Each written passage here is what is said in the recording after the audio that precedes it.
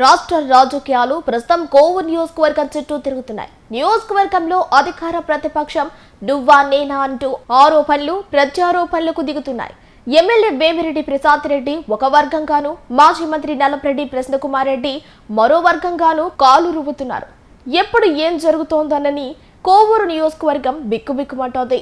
ఎన్నడూ లేని విధంగా ఇళ్లపైకి దాడులకు దిగటం ఇక్కడ చర్చనీయాంశంగా మారింది. ఈ దాడిలో నల్లపరెడ్డికి సానుభూతి పెరిగిందా, ఎమ్మెల్యే ప్రశాంత్ రెడ్డికి గ్రాఫ్ పెరిగిందా తెలుసుకోవాలంటే కోవూరు వైపు పోలుకు వేయాల్సిందే. ఎన్నికల సమయంలోనే వ్యూహాలు ప్రతి వ్యూహాలు, విమర్శలు ప్రతి విమర్శలు. ఎన్నికల తర్వాత అంతా ఒక్క తాటిపై నిలిచే సంస్కృతి సాంప్రదాయాలకు నెల్లూరు జిల్లా నిలువుగా ఉంటుంది. రాజకీయ ప్రత్యర్థులను నవ్వుతూ పలకరించే సంస్కృతి కూడా ఇక్కడి జిల్లా నేతల్లో కనిపిస్తుంది. కానీ కోవూరులో జరిగిన రాజకీయ పరిణామాలు, పరిస్థితులు అందుకు భిన్నంగా ఉన్నాయి. గతంలో ఎన్నడూ లేని విధంగా ప్రజాప్రతినిధుల ఇళ్లపై దాడులు జరగటం రాజకీయ ప్రకంపనలు సృష్టిస్తోంది. రాయలసీమ జిల్లాలోని ఫ్యాక్షన్ దాడులు పక్క జిల్లాగా ఉన్న నెల్లూరుకు పాకాయా అన్న అనుమానం రేకెత్తిస్తోంది. విమర్శలు హద్దు దాటాయా, ప్రతి విమర్శల తీరు మారిందా అన్న సందేహాలను పొలిటికల్ అనలిస్టులు వ్యక్తపరుస్తున్నారు. నెల్లూరు జిల్లా కోవూరులో రాజకీయ రగడ కొనసాగుతోంది. విమర్శలు ప్రతి విమర్శలను ఓవర్టేక్ చేసి దాడులు, కేసుల నమోదు దాకా రాజకీయ పరిస్థితి వెళ్ళింది. తాజా మాజీ ఎమ్మెల్యేలు ఒకరిపై ఒకరు ఫిర్యాదు చేసుకోగా కోవూరు పోలీస్ స్టేషన్లో మాజీ ఎమ్మెల్యే ప్రసన్నకుమార్ రెడ్డిపై కేసు నమోదైంది.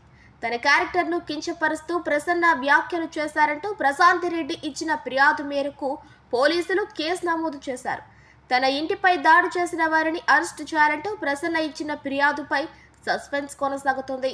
దర్గామిట్ట పోలీసులు ప్రసన్న ఇంటి సమీపంలోని సీసీ కెమెరాలను పరిశీలిస్తున్నారు. దాడి చేసిన వారిని గుర్తించే పనిలో పడ్డారు. కోవూరు పోలీసులు మాత్రం స్పీడ్ అయ్యారు.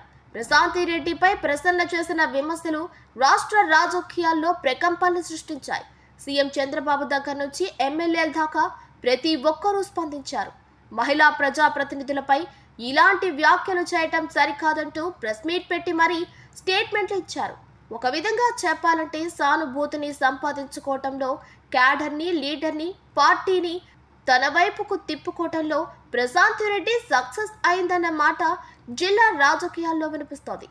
ఇదే సమయంలో ప్రసన్న ఇంటిపై పొలిటికల్ దాడి బురద కూడా ప్రశాంత్ రెడ్డి పోసుకున్నారన్న చర్చ కూడా జరుగుతోంది. కోవూరు ఎమ్మెల్యే ప్రశాంత్ రెడ్డి ఇచ్చిన ఫిర్యాదు మేరకు ప్రసన్నకుమార్ రెడ్డిపై కేసు నమోదైంది.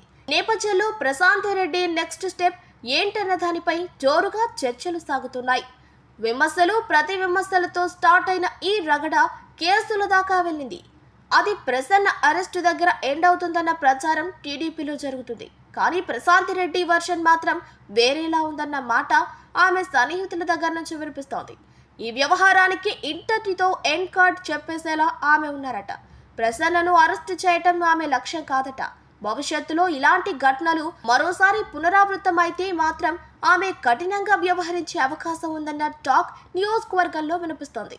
ప్రసన్నపై నమోదు చేసిన సెక్షన్లన్నీ బెయిలబుల్ కావడంతో అరెస్ట్ ఉండదని వైఎస్ఆర్సీపీ నేతలు ధీమాలో ఉన్నారు.